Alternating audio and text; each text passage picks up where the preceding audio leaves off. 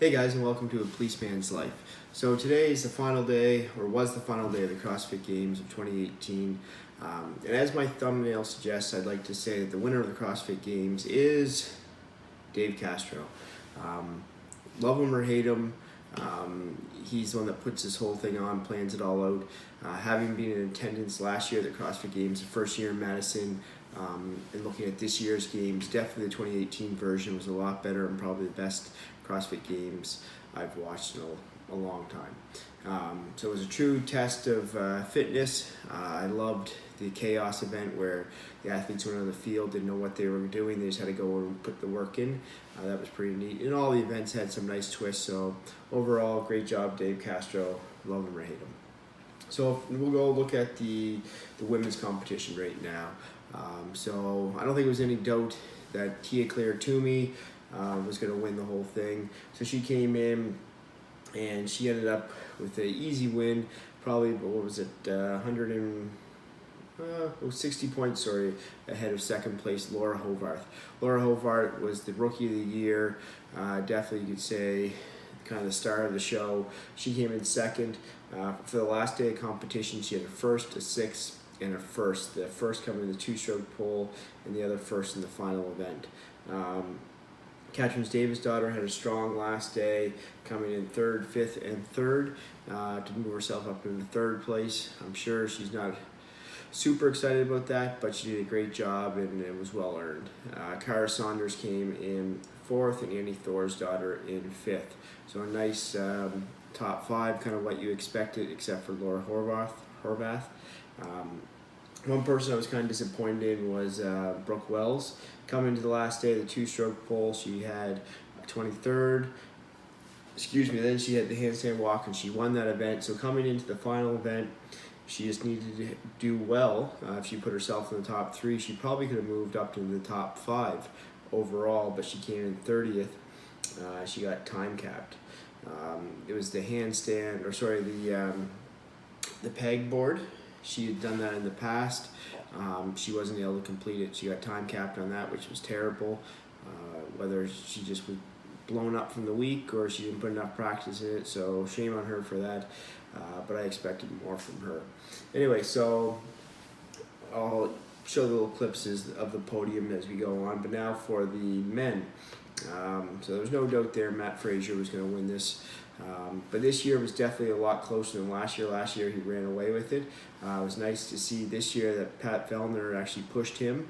And you hate to say what if, but what if his chain didn't break and what if he didn't fall off that wall, because he's definitely nursing some type of injury. How close could he have come? He was within I think around 200 points from him, so not bad. So it was Matt Fraser 1, Pat Vellner 2, and Lucas Holmberg held off Brent Fikowski on the final event.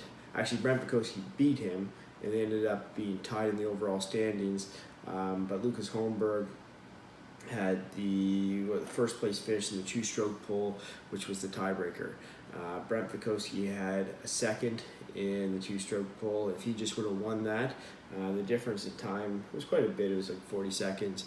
Then Brent Fikowski would have came in third. The round off the top five. So you had Brent Fikowski, then Gudmundsson. Noah Olsen had a disappointing year maybe for his standards. He came in sixth. Cole Sager seventh. Rasmus Anderson eighth. Willie George, the rookie, ninth, and Cody Anderson 10. So it was nice to see Pat Vellner get second, and let's see if he dedicates a full year training, stays healthy, and comes back next year. Maybe he will be able to push Matt Fraser, because this year he got the help that he needed. That's the thing. If you're going to beat Matt Fraser, you need other people to step up, win events, get between you and him. And maybe that will happen next year. So for the team, again, CrossFit Mayhem Freedom came in first. Rich Froney, there was no doubt there. They kind of ran away with it. They're about 120 some points away from CrossFit Invictus X with Sam Dancer's team. Then the top three was OC3. They edged out CrossFit Mayhem Independence. I would have liked to see the two Mayhem teams on the podium, but what can you do there? So then I guess for the Women 35 to 39, it was nice to see Sam Briggs get herself up into second place. So she got a silver medal there. And like the other categories, Neil Maddox was running away with his one. Kyle Kasperberger won his. And then I was following as well, and Haley Adams down the student 16 to 17-year-old. She ended up with 1,080 points. Her finishes were first, second. So she's ready to move up to the female division. She may have a year or two of regionals before she can make the games, but she'll be a beast. So overall, the CrossFit Games are great.